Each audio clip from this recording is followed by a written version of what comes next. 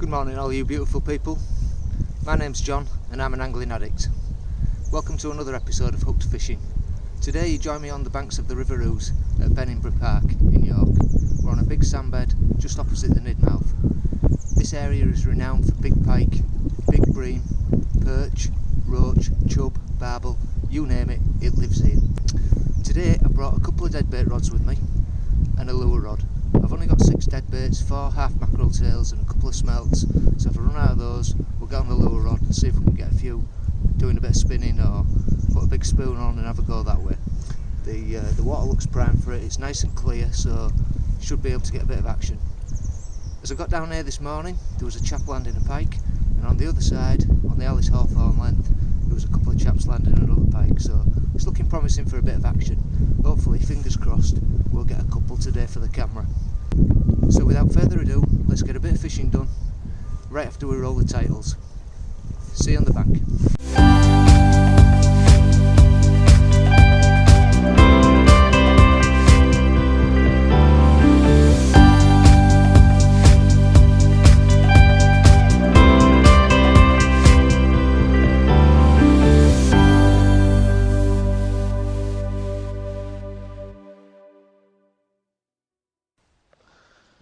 Right guys, I've just measured the depth on the pencil float rig and it's about 20 foot deep out where I'm casting.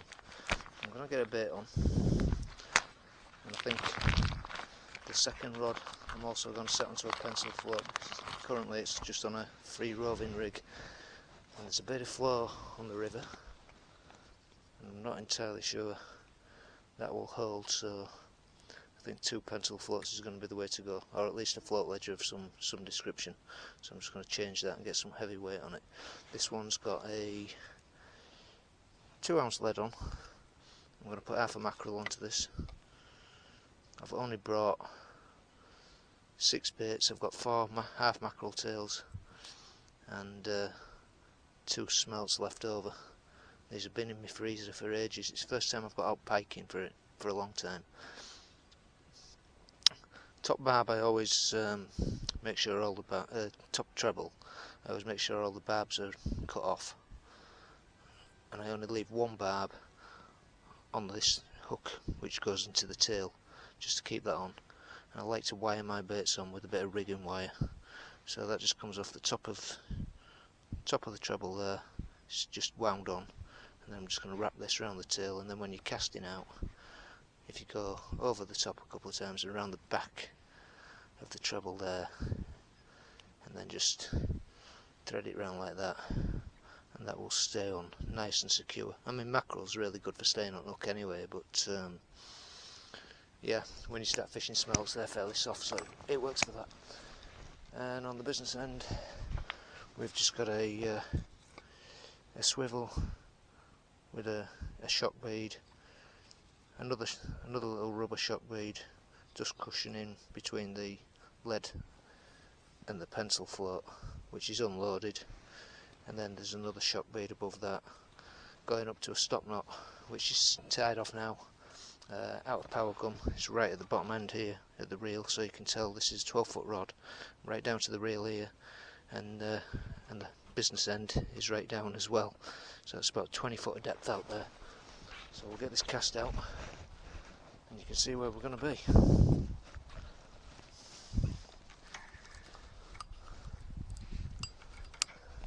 Interestingly, there's a guy down here, and as I got down this morning he was landing a fish.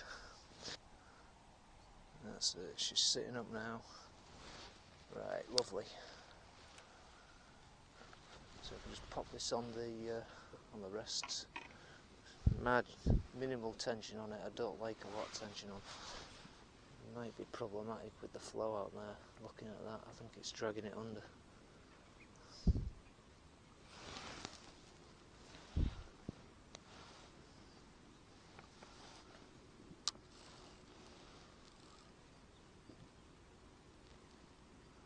make some adjustment. Hopefully this flow isn't going to keep pulling the line under. Otherwise I think we may have to change floats. Yeah, that's causing me problems.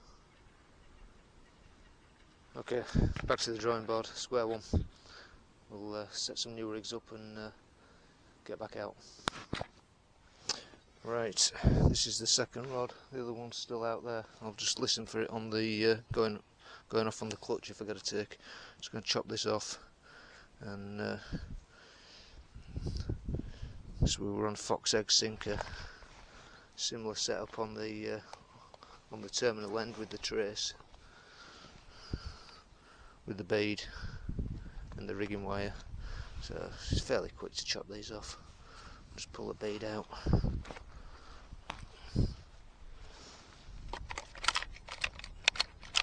Get a tool so I don't injure my fingers. Fairly tight these. That's it. Freed that up. So just chop that line off there. I'm going to put a bigger float on this and a heavy weight. So we're going to take this fox egg sinker off. Take this small 12-gram Fox Predator float off and put one of these extra large fluted sliders on, which should move around in the flow quite nicely and stay buoyant. And we'll set this one to 20 foot deep as well, and hopefully get straight back out fishing, so it shouldn't take too long. So just thread that float on. Got a bead above this.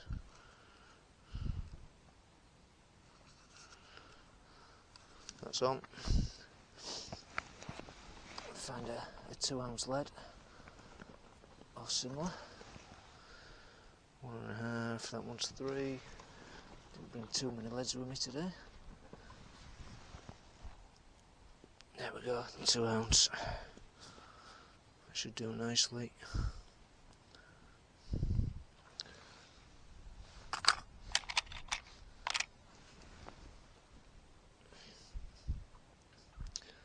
Should put a bead above it really, but it's not going to matter.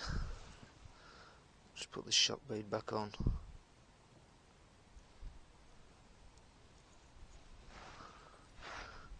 Shock bead back on, get hold of our trace. And I'm going to tie this on with a grinner. So just get rid of the old tag end there.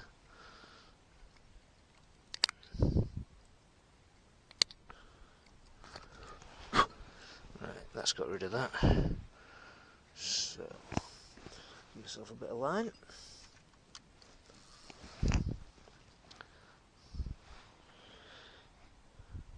Through the swivel. Now you can come back through the swivel again. It just gives you like a double secure, like so. And then form a loop. So just fold it over on itself, trap that against the main line, and then come through there 5 times. And I like to use my teeth to assist me, so I'm just coming out of camera shot there, but we're going through that little loop 5 times. 4, 5, then we're just going to pull that like so, wet that knot. So nice generous helping of saliva, and then just ease that down, help it ease down as you tighten it through, trying not to damage your line too much. I mean, this is £20 Daiwa sensor mono, so it's fairly solid stuff. I've had catfish out on this, so we shouldn't be getting broke off. Not the best line in the world, but it's cheap, and it's certainly strong and resilient enough. I do tend to like Berkeley big game actually for a lot of fishing. I think I'll be going back to it this year. I've been trying the Witchwood DPF stuff. That's the £10. I've got some 15, but I don't really rate it for its breaking strain. Right, so we'll just set the depth on this. I'll get one of these little smelts on the hook, and we'll get that out in the flow. Okay, that's our smelt on the hooks, wired on, so it's ready to go. This smelt has not been out more than a few minutes, and already we've got a pike on.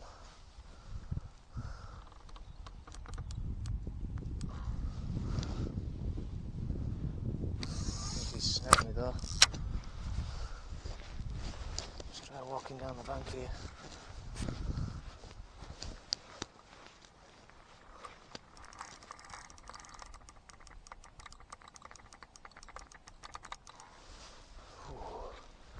It's into something solid. Don't know what we're stuck on here.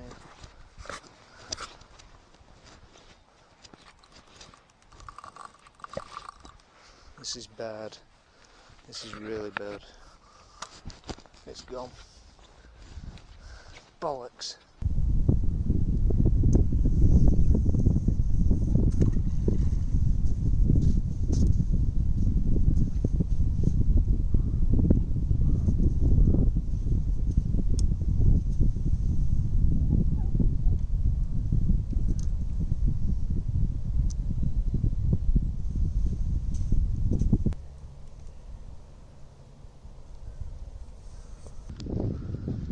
Well, that rod can't have been out more than a minute. It's literally just hit the deck and we've got a fish on. I was just having a tidy up. Had a bit of a disastrous start. Got snagged on the bottom. Lost one of my smelts. But hopefully this will more than make up for it. Don't feel a huge fish. But any fish is a good fish, especially for camera. Let's just hope we get her in. Need to go and get towards my net. It's a bit up the bank now as well. Oh, making her on. Just needs me to drag off a little bit. Alright, that's better. Oh, go on. It's running now. I'm just walking up.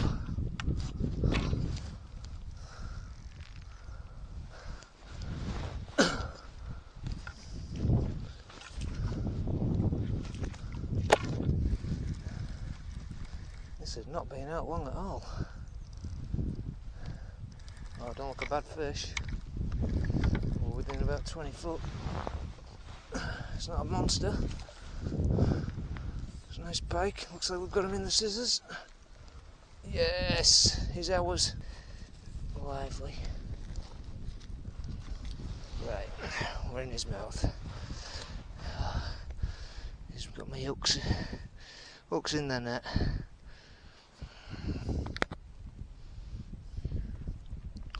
That's the beauty of going barbless though. They come out a lot easier.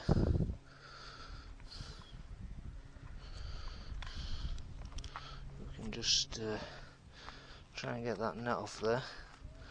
We can try and get him free. That's it, that's free.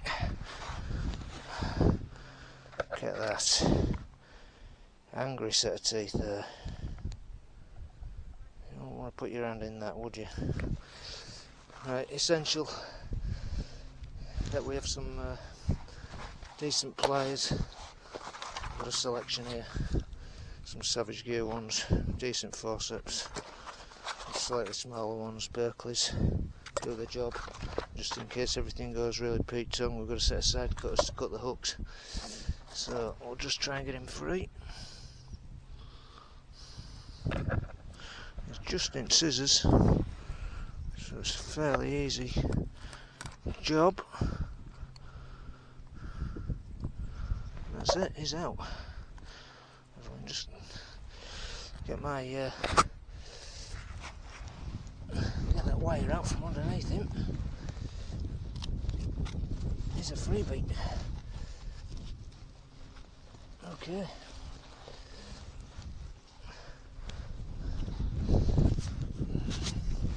Let's hold him up for the camera. I'm not going to weigh him.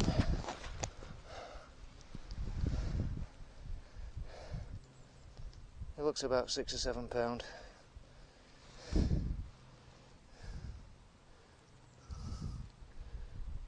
Nice Yorkshire Ouse pike.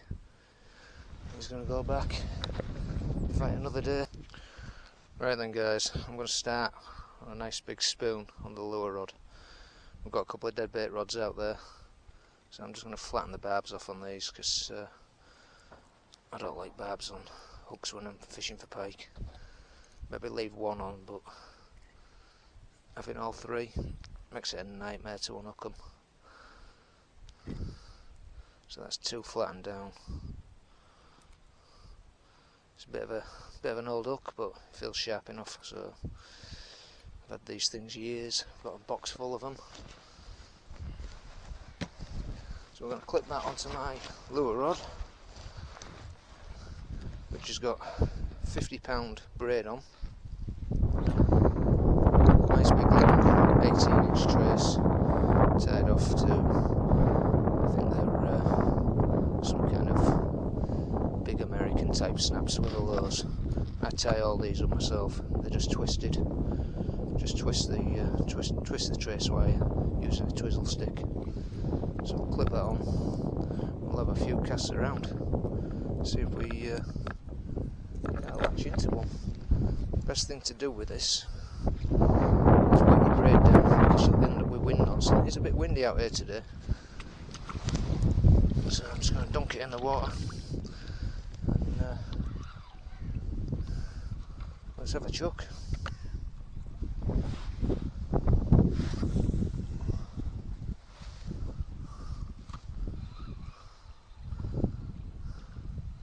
There's a fair bit of flow on this bend.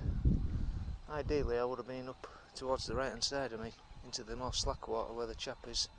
Unfortunately he obviously got here earlier than I did, so I missed out there. It's deep out there as well, so I'll never just give it a count and let it go down a bit, search the depths. Right, start retrieving now. Just varying the speed of retrieve.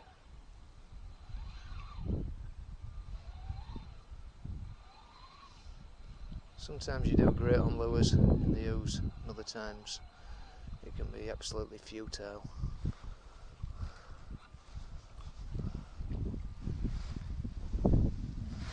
Just search around this area.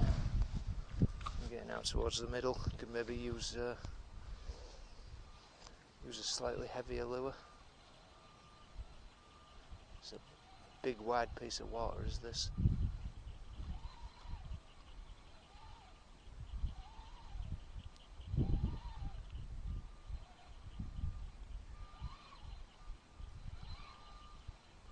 Just looking for an angry pike. Okay, so far no joy on the lure that we've started on. It's a fairly old one. I've had about 7 or 8 casts. So I'm just going to try another pattern. Clip that one off. Need something fairly heavy though, because this flow is strong.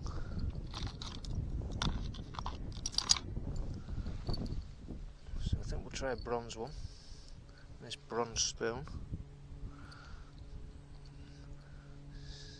See if they'll like the look of that in the clear water. Let's check those hooks for barbs that are flattened. Yeah, they've been flattened down already, so I must use this one before. Nice big Costa spoon.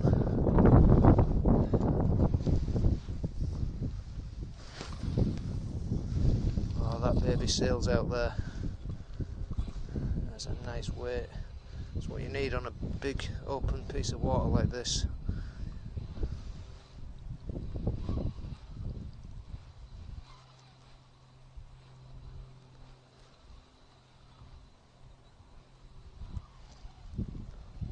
switch angles. Try and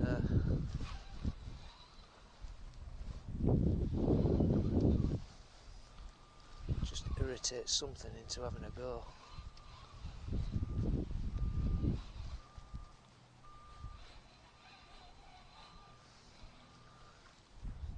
Right, well, I've had a few chucks on the low rod, but so far no joy.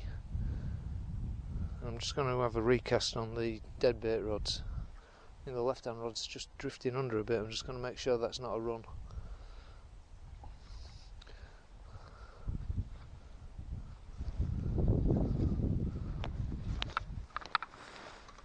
I'll just wind this right rod back in a bit, give it a chuck.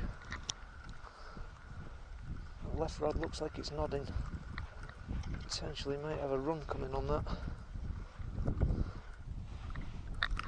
Could just be the flow, dragging the float under.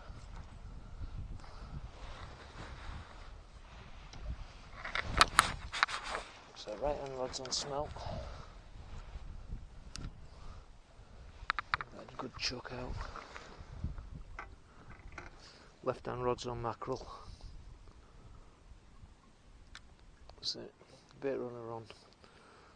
Set on minimum. Nice free resistance. Right. This left hand rod is not peeling off yet. So I can still see the float just under the surface. So I think it's just got a big bow in the line and it's starting to drag it under. It's a little bit troublesome, this flow. Especially with £20 line on. Don't make life easy. So I think we'll wind this one back in, give it another chuck out.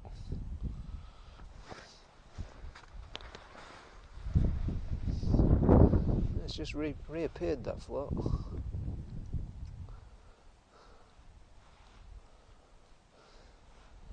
Maybe something is sniffing around it.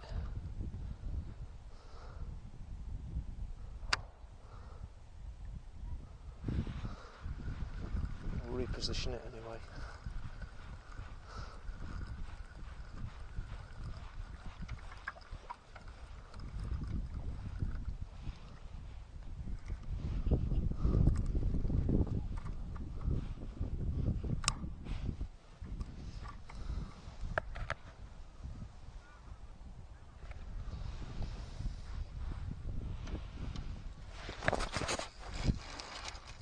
Give it a good cast this time.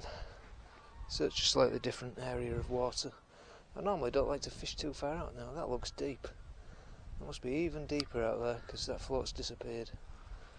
So I'll just come back a little bit. If there's a bit of a drop off there, then the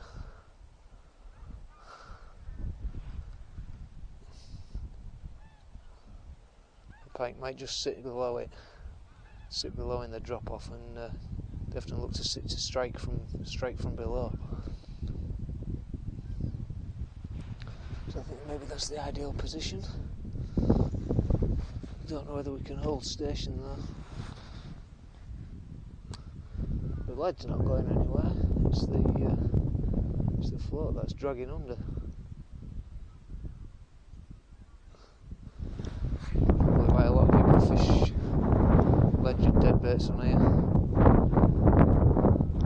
If I'd had the opportunity, I would have put my back biters in. I've got the back biters today. Didn't think the flow would be this strong. Fish on. Yep, we're in.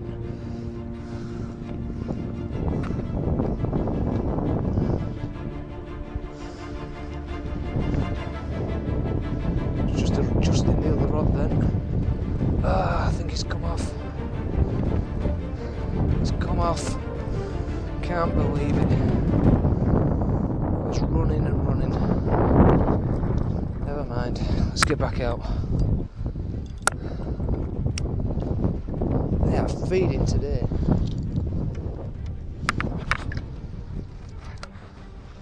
Don't need to be too far out either. Maybe 3-4 rods. Can't win them all. These things happen.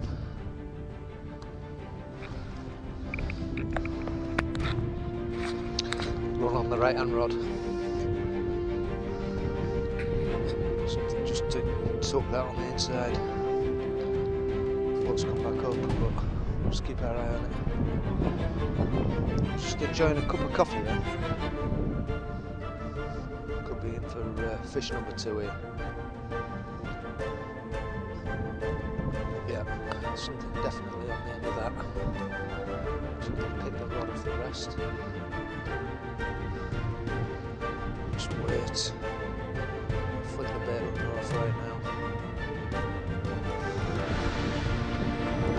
There's gotta be something in there. I'm tempted to wind down a bit.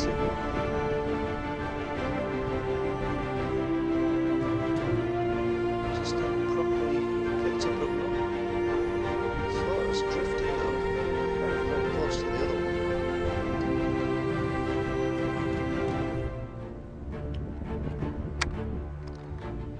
Wind and hit it anyway, just in case. Just wind down. See if there's anything there. Oh yeah, we got a fish up.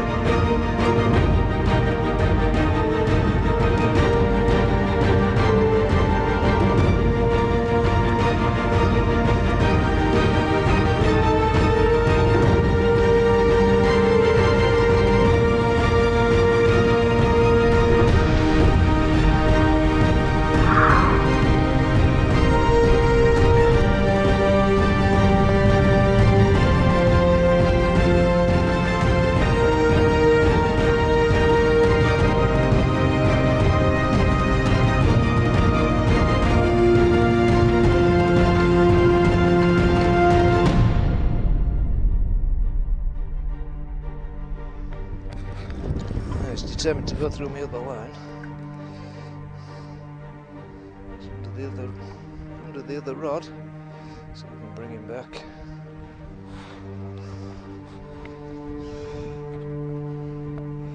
Yeah, decent. Not that big, but we've got him nonetheless. Hopefully he hasn't necked that too far down.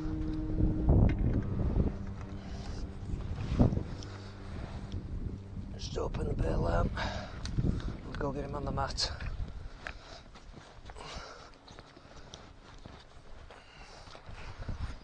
Yeah, it's maybe a little bit smaller than the other one. Probably about 5 pounds. Got a leech on him. Probably been fairly dormant. Get the glove on. He's angry little pike. They're the worst ones. I'd rather catch big ones. Make one hooking a lot easier. But I'm gonna need the tools on this one. Yeah, okay, calm down, calm down.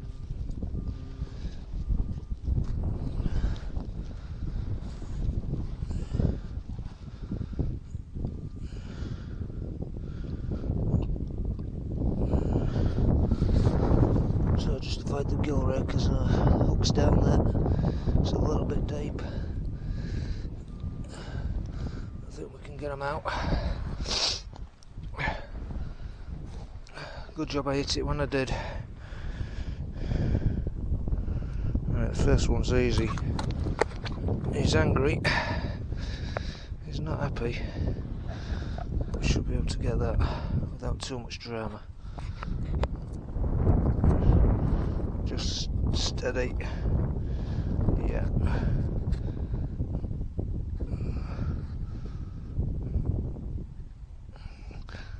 It's like a game of operation, this. If they've got barbs on, they're a nightmare to get out. Okay, he's out. bleeding a little bit, but I'm fairly certain he'll go back safe and sound. So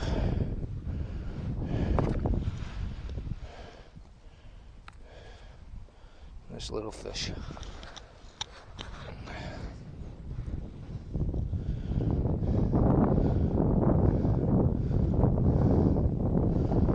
Just pure power. Right, let's pop him back. He's had enough.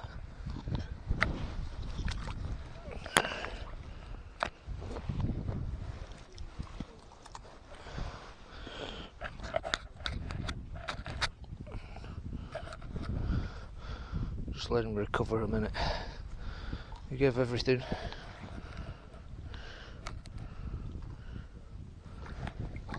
That's it, he's gone.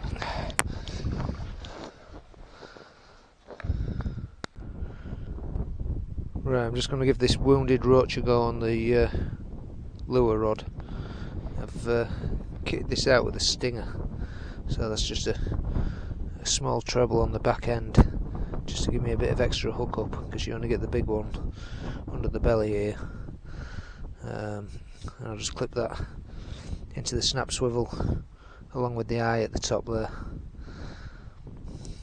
See if that don't bring us a fish.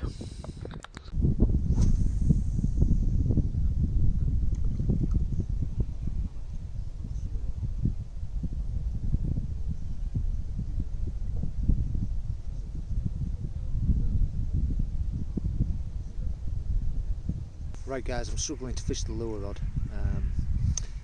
The wind is cold, it's blowing in at me, and the flow is strong, so really what's happening is it's towing down the river and causing a big buoy in the line, so I'm having to wind back. And there's a big snag down to my left which, you know, I don't want to get hooked up in. I got hooked up in it this morning on the dead bait rod, and I didn't get out. I broke off on 20-pound line, so it's a bit of a nightmare really. I'm just keeping my eyes on the floats out there. They're not moving as such, but the chances are if you make a cast out, then within a minute or so you'll get a pickup. So I think the thing to do now is just to repeatedly keep casting every 5-10 minutes or so, try and see if we can land the dead bait on a pike's nose, and see if we can get another fish for the camera. She's going. That is a fish. Come on.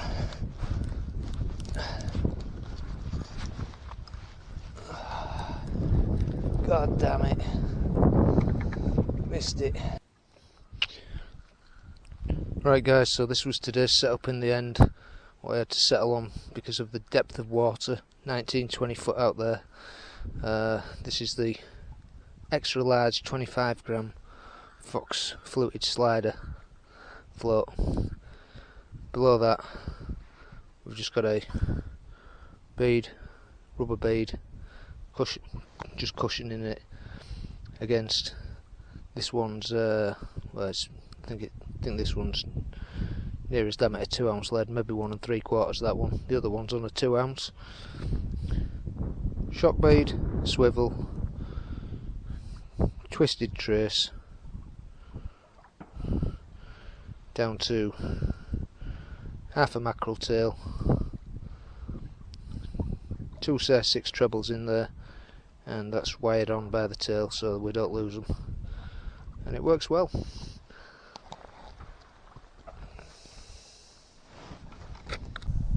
Well, in typical Yorkshire Ouse fashion, the river turned off at 1 o'clock. It's now gone 3 o'clock and I'm the only person left on the river. It's not been an easy day. The rigs that I came down with this first thing this morning, they weren't suitable, so we had to set back up. I then got stuck in a snag down to the left hand side, broke off on 20 pound, had to set back up again. Lost a couple of fish, hooked into one round about 2 o'clock. It was only out for about a minute, it was well on, and it just got off. So that's the way pike fishing goes. I'd rather hit them early and lose them than risk deep hooking a fish. So at the end of the day, we've had a couple of fish for the cameras, and I hope you enjoyed this episode. If you did, please give me a thumbs up, hit the subscribe button, ding the notification bell, that way you won't miss an episode every time I upload a video. Thanks for watching, and until next time, tight lines.